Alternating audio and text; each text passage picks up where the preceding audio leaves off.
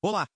Este é o nosso próximo vídeo sobre estratégias não farmacológicas para o controle da agitação e vamos nos concentrar nas técnicas de acalmamento, especialmente na redução da escalada verbal. Portanto, o manejo não farmacológico de um indivíduo que apresenta agitação aguda. Primeiro, reconheça que, se usarmos técnicas calmantes, especialmente a redução da escalada verbal, podemos evitar a necessidade de restrições físicas e evitar a necessidade de sedar fortemente as pessoas na grande maioria das vezes. E isso nos ajudará de várias maneiras, e certamente ajudará a levar a disposições mais rápidas, encaminhando as pessoas para o próximo nível de atendimento. Então, por causa disso, vale muito a pena o curto período de tempo para tentar a desescalada verbal, e muitas pessoas me dizem, é fácil para mim simplesmente escrever uma ordem para que os pacientes sejam colocados em contenção e dar a eles alguma medicação parenteral, e eu posso continuar com meus outros casos, e estamos muito ocupados em nosso departamento de emergência. E posso dizer como comparação, que talvez isso seja fácil para você como prescritor, mas e o resto da sua equipe, porque eles vão chamar um código de agitação de emergência. E então eles reunirão uma equipe, cercarão o paciente, e acabarão fazendo uma derrubada em que as pessoas pularão em cima de uma pessoa, tentando segurá-la. Os pacientes são finalmente imobilizados e movidos para uma maca ou para uma cama, e são colocados em restrições físicas, pulsos, tornozelos, na barriga, imobilizados. O membro da equipe vai, prepara uma medicação intramuscular, leva algum tempo para prepará-la, e volta para o local onde o paciente está preso. Eles reúnem uma equipe novamente para segurar a pessoa, para que possam abaixar suas calças e aplicar 1, 2, talvez 3 injeções em seu traseiro nu. E quanto tempo isso levou em comparação com o tempo que o senhor disse que não tinha tempo, então simplesmente escreveu o pedido? Bem, muitos de seus funcionários gastaram apenas 10 ou 20 minutos. Coletivamente, vocês estão falando de horas de tempo da equipe porque acharam que não tinham tempo suficiente para tentar a redução da tensão por 1 ou 2 minutos. Portanto, essa é uma grande diferença, e sempre vale a pena dedicar um curto período de tempo para tentar a desescalada verbal. O que sabemos em um estudo muito bom é que se você colocar alguém sob contenção no departamento de emergência do hospital, isso garantirá que essa pessoa permaneça, em média, mais de 4 horas a mais do que as pessoas que não foram colocadas sob contenção. E o que vale para você ter esse leito disponível 4 horas mais cedo, com o fluxo constante de pacientes que chegam à sua emergência? Isso faz com que valha a pena. Esse pode ser um motivo logístico ou um motivo hospitalar para fazer isso. O principal motivo é que é muito mais humano.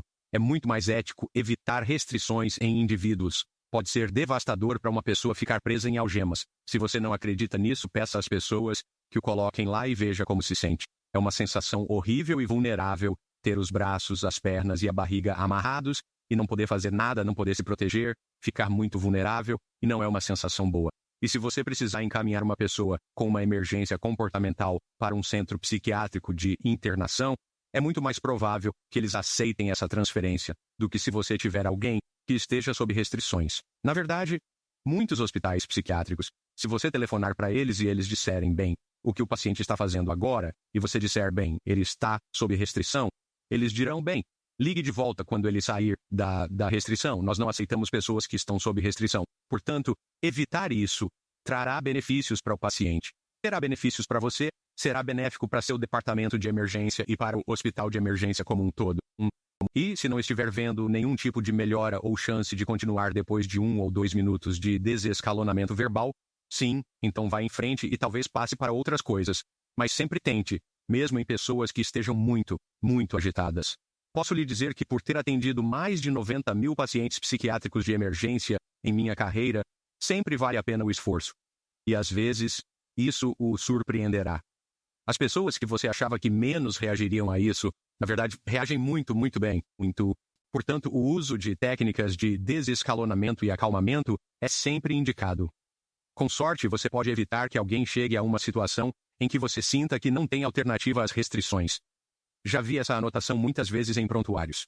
Tentamos reduzir a escalada, mas não conseguimos, então passamos para a contenção e a medicação.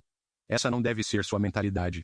Sua mentalidade deve ser a de que estamos continuamente fazendo a redução da escalada. Isso está nos ajudando a prosseguir com nossa avaliação psiquiátrica, nossa avaliação médica, e a oferecer medicamentos, e todas essas coisas combinadas nos ajudam a evitar a reclusão e a contenção.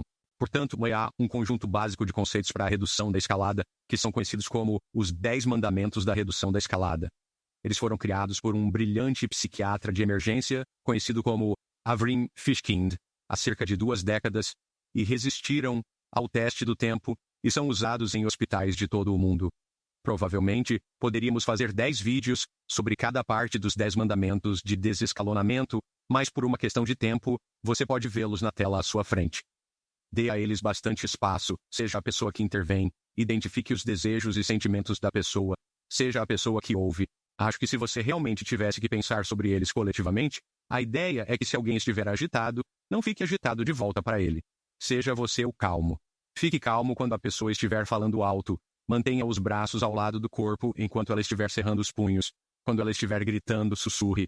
E, ao fazer isso, você terá resultados muito melhores e uma oportunidade muito maior de fazer com que as pessoas tomem os medicamentos voluntariamente. Reconheça que ninguém jamais se machucou com uma picada de dedo ao administrar medicamentos orais. Você terá uma aliança terapêutica com os pacientes, gerará confiança e poderá realmente ter um método colaborativo de trabalhar com pessoas que têm condições agudas de saúde comportamental. As pessoas vão melhorar, sem que você tenha que recorrer à chamada de um código e colocar você e seus colegas em risco. Se você evitar essas restrições e procedimentos de medicação, terá muito menos lesões tanto para os membros da sua equipe, quanto para os pacientes. Haverá momentos em que haverá pacientes que precisarão ser contidos e medicados à força? Claro que sim. Mas, na grande maioria das vezes, isso não acontece.